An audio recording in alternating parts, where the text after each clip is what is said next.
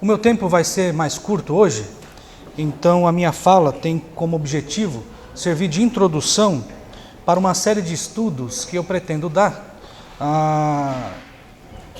nos eventos de casamento e família que se iniciam nesse sábado. Os irmãos devem se lembrar que eu disse a vocês que nós não teremos mais vários jantares de casais ao longo do ano, mas nós teremos encontros de casais. Então a nossa agenda de casais, ela permanece. E no próximo sábado, nós teremos encontro de casal, ok? Encontro de casais. E a minha fala hoje, então, tem como objetivo servir de introdução para aquilo que nós vamos desenvolver com maior tempo e maior tranquilidade nessas reuniões, ok? Então eu queria que vocês abrissem suas Bíblias em 1 Timóteo, no capítulo 3. De tempos em tempos, queridos, é necessário que nós revisitemos questões basilares da nossa teologia, questões fundamentais. De tempos em tempos nós precisamos rever alguns pontos, rever questões importantes acerca da nossa fé, do que acreditamos, do que defendemos. Eu estive recentemente com o pastor Thomas, nós fizemos um passeio de barco muito legal, e nós estivemos lá em Nazaré Paulista. E lá em Nazaré Paulista é sempre muito instrutivo andar com o pastor Thomas. O pastor Thomas é um amigo que eu recomendo. Você sempre aprende muito com ele, em tudo que você faz. E nós temos gostos muito parecidos em várias coisas. E nós fizemos esse passeio de barco, nós estivemos lá em Nazaré Paulista e nós passamos embaixo de uma ponte. Qual é mesmo o nome daquela ponte, pastor? Não lembra? Ele sabe quase tudo.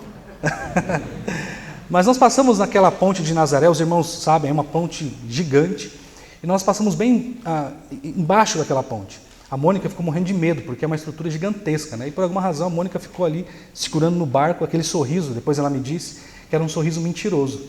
Eu devia ter colocado a foto aqui para vocês verem um sorriso da Mônica, e ela finge muito bem, porque eu achei que ela estava se divertindo, mas na verdade ela estava morrendo de medo, porque é uma estrutura gigante aquilo tudo.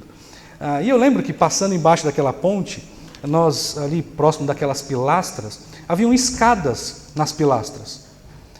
E aquilo me chamou muita atenção. Eu falei, nossa, o pessoal sobe aí, certamente engenheiros e técnicos, né, para fazer a revisão daquelas pilastras, né? E certamente que é certo que eles fazem ali medições, reparos, tudo com o objetivo de revisitando ali aquelas colunas e aquelas pilastras, saber se está tudo ok, se algo precisa ser reparado. E na nossa vida cristã, é necessário que nós façamos o mesmo. É necessário que nós revisitemos esses pilares, os pilares da nossa fé, os pilares da nossa teologia, como eu disse, para saber se tudo está no devido lugar, se algo precisa ser reparado. A bem da verdade, queridos, é que nós sofremos uma série de influências, não é mesmo? O mundo tenta contaminar a nossa mentalidade com uma série de questões que tem como propósito nos dissuadir, nos distanciar daquilo que é essencial. E no texto de 1 Timóteo, capítulo 3, no versículo 15, diz o seguinte, versículos 14 e 15: Escrevo-te estas coisas esperando e ver-te em breve, para que, se eu tardar, fique ciente de como se deve proceder na casa de Deus, que é a igreja do Deus vivo, coluna e baluarte da verdade. Textos como esse, queridos, que está diante de nós, serve para nos fazer lembrar daquilo que é o propósito, um dos principais propósitos da igreja, que é servir como sustentáculo da verdade. Nós, quando nos reunimos aqui para adorar a Deus e glorificar o nome do Senhor, nós temos alguns objetivos. E entre os objetivos está esse, servir como sustentáculo da verdade. É evidente que essas questões os irmãos já estão cansados de saber. É muito comum nós falarmos sobre esses assuntos aqui. Mas lembre-se que o apóstolo Paulo, quando escreveu aos Filipenses, no capítulo 3, versículo 1, ele diz algo muito interessante na parte B do versículo. Ele diz o seguinte: a mim não me desgostas, e é segurança para vós outros que eu escreva novamente as mesmas coisas. O apóstolo Paulo, ele faz menção, na verdade ele faz uma repetição de algumas orientações que ele já havia dito aos crentes de Filipos. Tudo isso como medida de segurança, de precaução, para que os irmãos pudessem então saber como reagir à influência dos falsos mestres. Esse é o contexto do capítulo 3 de Filipenses. Então, quando eu menciono textos como esse, que eu acabei de ler, em 1 Timóteo capítulo 3, versículo 15, eu quero propositalmente ser repetitivo. Chamar a atenção dos irmãos para o nosso papel enquanto igreja. É muito bom aprender do Senhor. É muito bom sair daqui abastecido e instruído. Mas isso, queridos, não se encerra aqui. Isso não tem um fim somente no momento em que nós aprendemos e vamos para casa, então, abastecidos e cheios de conhecimento. O nosso propósito aqui, a cada domingo, a cada reuniões belas, darache, remar, seja o que for, o nosso objetivo é olhar para textos como esse e nos posicionar como realmente o que somos, sustentáculos da verdade. Não existe instituição no mundo, nós repetimos isso aqui sempre, não existe instituição do mundo que tenha essa prerrogativa, a de ser sustentáculo da verdade. As instituições, como casamento, família, a criação de filhos, coisas desse tipo, são defendidas por uma instituição chamada igreja, e que tem como prerrogativa ser o sustentáculo da verdade. E, queridos, nós não podemos nos esquecer disso. Nós precisamos nos posicionar e nos relembrar de questões fundamentais como essa.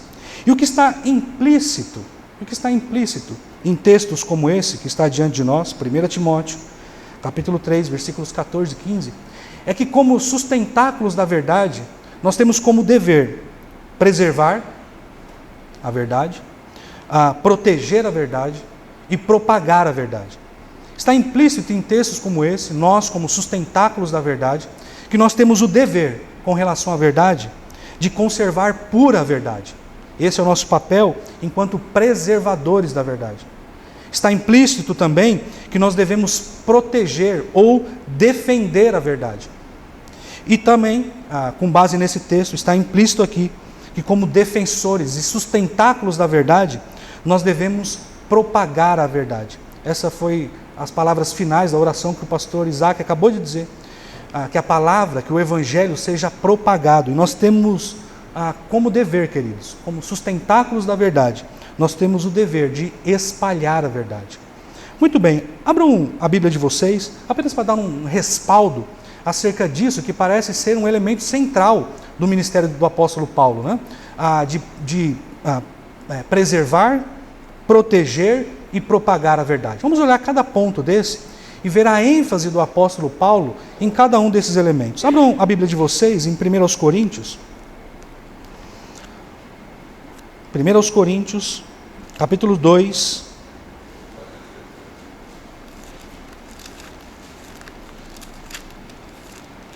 Veja o que diz, 1 Coríntios, capítulo 2, versículos 1 a 7.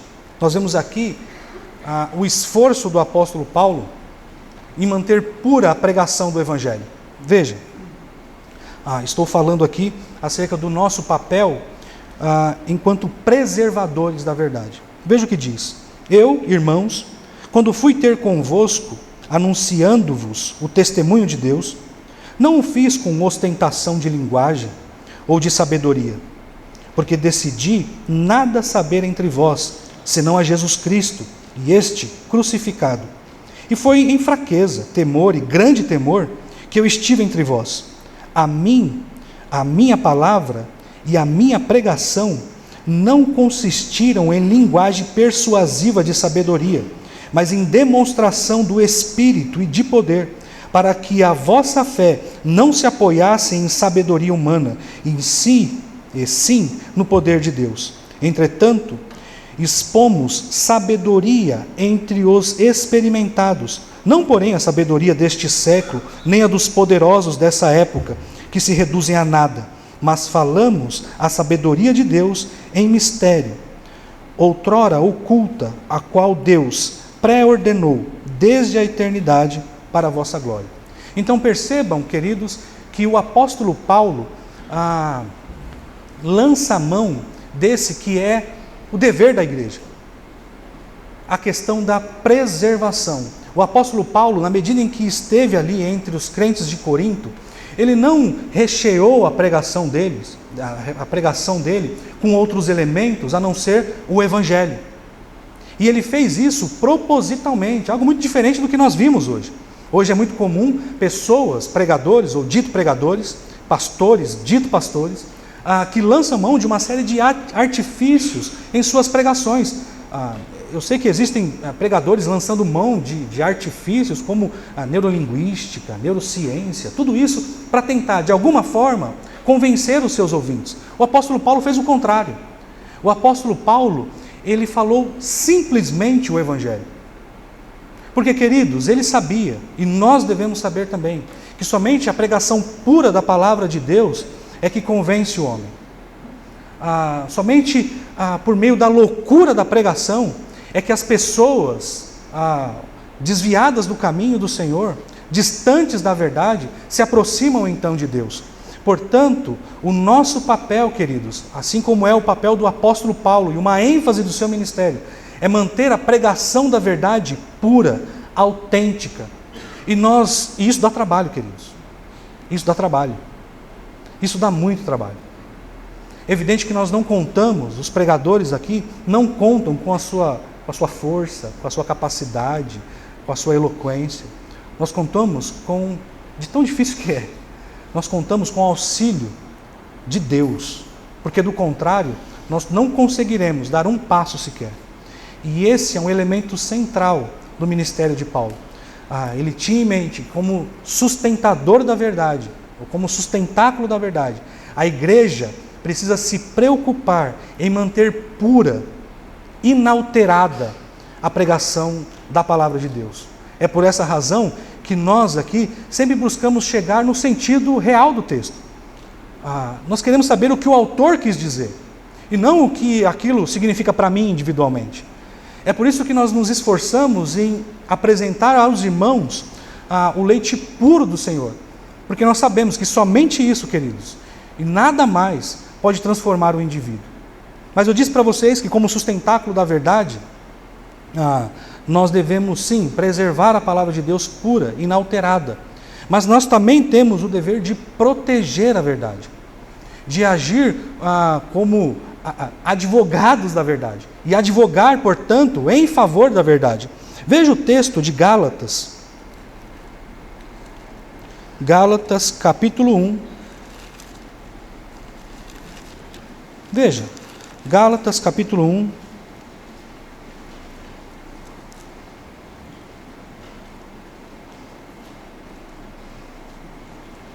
Versículos 8 e 9. O apóstolo Paulo se posicionando como um defensor da palavra. Ele diz: mas ainda que nós, ou mesmo um anjo vindo do céu, vos pregue evangelho que vá além do que vos temos pregado, seja anátema. Assim como já dissemos, e agora repito, se alguém vos prega um evangelho que vai além daquilo que recebestes, seja anátema. É o apóstolo Paulo se posicionando como um protetor da verdade. Os irmãos sabem que o contexto dessa carta aqui aponta para a realidade de que os irmãos ali da Galácia estavam sendo influenciados por falsos mestres, judaizantes, que tentavam, mais uma vez, o que é muito comum nas igrejas ali neotestamentárias, né, do Novo Testamento, eles tentavam dissuadir os irmãos acerca do que é essencial na palavra de Deus. E tentavam enxertar ali elementos do judaísmo. O apóstolo Paulo diz: olha, se qualquer um chegar aqui, dizendo a vocês, crentes da Galácia que me ouvem, apresentando um evangelho diferente daquele que eu apresentei para vocês, eu, como defensor da verdade, digo veementemente: rejeitem isso, repudiem isso. Notem o papel protetor do apóstolo Paulo no que diz respeito à verdade. Acompanhe o raciocínio, queridos. Nós estamos falando aqui que a igreja é o sustentáculo da verdade. E como sustentáculo da verdade, devemos preservar pura a pregação da verdade. Como sustentáculo da verdade, nós devemos proteger a verdade. Veja o que diz em Filipenses, no capítulo 1, texto que nós estamos estudando aí no grupo das senhoras, das belas. Veja o que o apóstolo Paulo diz em Filipenses 1, no versículo 7, ainda sobre proteger a verdade. O apóstolo Paulo diz em Filipenses 1, no versículo 7, aliás, é justo que eu assim pense de todos vós, porque vos trago no coração, seja nas minhas algemas, seja na defesa e confirmação, notem, seja na defesa e confirmação do Evangelho, pois todos sois participantes da graça comigo.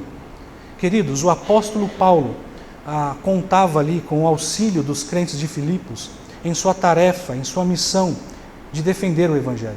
Aliás, essa carta de Filipenses, a carta que Paulo escreveu aos Filipenses, é uma carta muito interessante, porque aponta para o valor e para o apreço que o apóstolo Paulo tinha, como não podia deixar de ter, pelo Evangelho. Veja o que ele diz no versículo 12, logo adiante aí, ele diz, quero ainda, irmãos, cientificar-vos de que as coisas que me aconteceram têm antes contribuído para o progresso do Evangelho. E aqui nós caminhamos para o terceiro dever da igreja, como sustentáculo da verdade, que é o de propagar a verdade. E o apóstolo Paulo diz, olha, o que me aconteceu, o apóstolo Paulo estava preso aqui, os irmãos devem saber que a carta que Paulo escreveu aos Filipenses, aos Efésios, né, aos crentes de Colossos e a Filemão, foi uma carta, são cartas chamadas cartas da prisão, porque o apóstolo Paulo compôs esses escritos enquanto estava preso em Roma. É aquela prisão que aparece no finalzinho da carta de Atos. E o apóstolo Paulo dizendo, olha, eu quero que vocês saibam, Filipenses, que as coisas que me aconteceram, ou seja, o que resultou na minha prisão, ao invés de ser motivo de fracasso, ao invés de ser algo ruim e danoso, eu quero que vocês sejam otimistas, porque notem, o apóstolo Paulo diz, isso que me aconteceu tem contribuído para o progresso do Evangelho. Notem que os textos que eu estou fazendo referência aqui, queridos, são textos escritos pelo apóstolo Paulo, o que nos dá a clara percepção de que a ênfase do apóstolo Paulo em seu ministério era de servir como exemplo de sustentáculo, de propagador, de defensor e também de preservador da verdade. O apóstolo Paulo tinha essa ênfase no seu ministério e ele tenta contagiar a igreja com essas questões. E queridos, isso foi dito há 2000 anos atrás e vale hoje, ainda hoje para nós.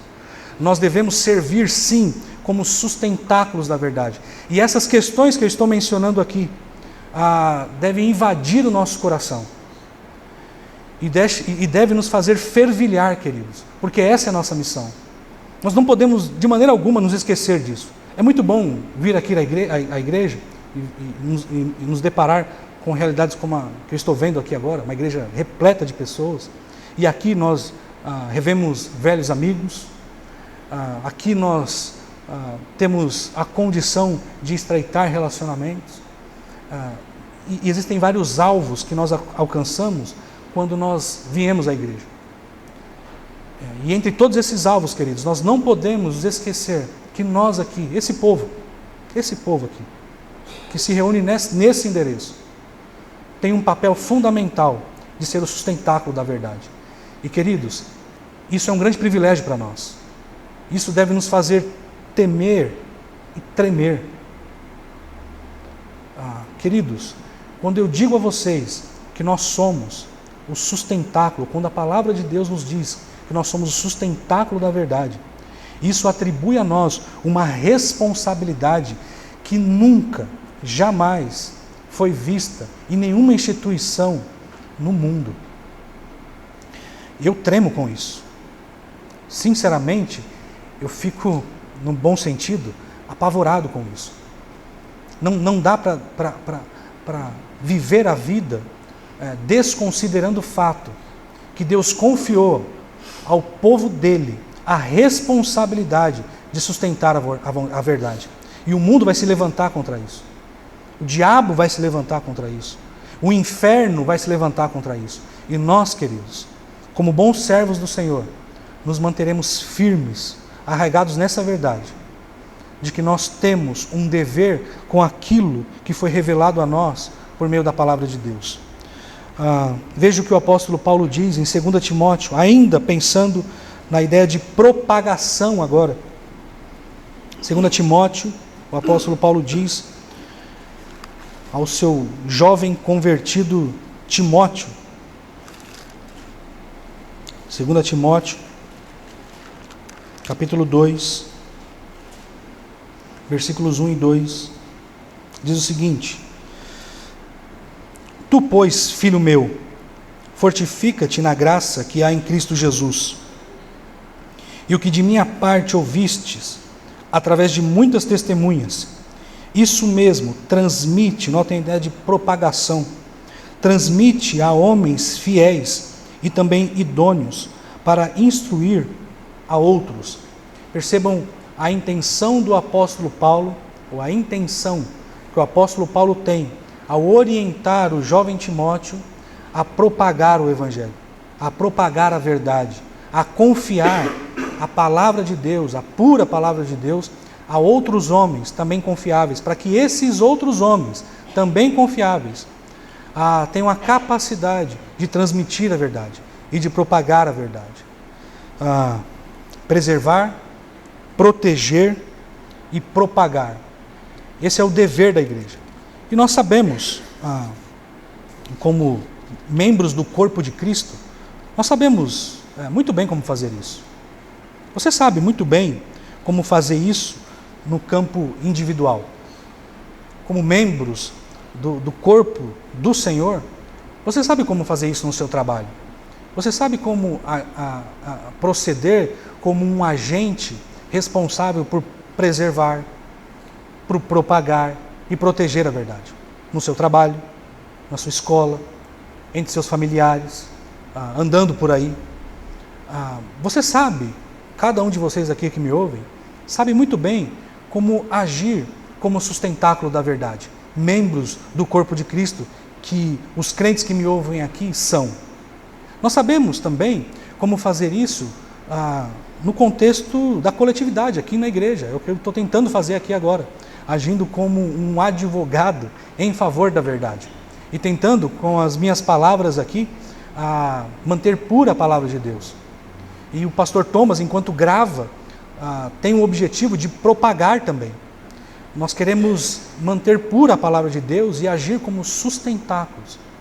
Mas o meu ponto aqui hoje, embora essas questões sejam todas elas verdadeiras, é pensar com vocês brevemente, ou pelo menos introduzir aqui, é pensar com vocês acerca de qual é o papel da família no que diz respeito a esse dever. Ao dever de ser o sustentáculo da verdade, de preservar, de proteger e de propagar a palavra de Deus. É muito comum nós pensarmos no ministério de casais, de qualquer lugar. É muito comum nós pensar nas literaturas escritas para casais e famílias de modo muito romântico, não é mesmo? E eu não quero desprezar a realidade romântica que existe nos relacionamentos conjugais, até porque, senão, eu estou frito. Eu sou responsável pelo grupo das senhoras. Imagina no próximo encontro o que eu não vou ouvir, né? É claro, é evidente que na dinâmica dos relacionamentos conjugais existe esse temperinho, ou, como diz o Jacan, um tompeiro do romantismo e essas coisas. Mas não é só isso, queridos. Nós não podemos pensar em casamento e família como algo que tem somente essa coloração romântica, o que, mais uma vez, é verdade. É verdade.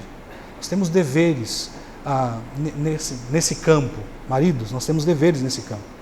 A Mônica está dizendo, tem mesmo. Deve estar pensando, tem mesmo. E ai se não cumprir. Mas notem, queridos, casamento e família não aponta somente para essas realidades de coloração mais romântica.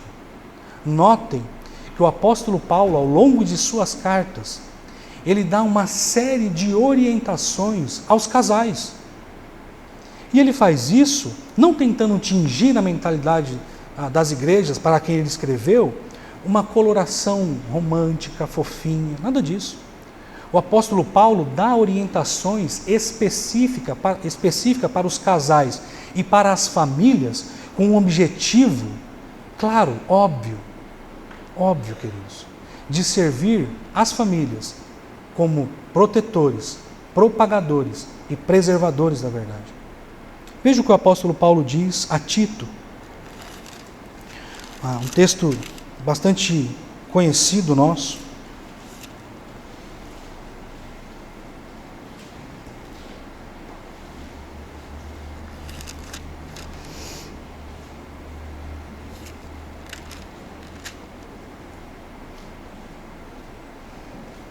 Veja o que diz Tito, capítulo 2,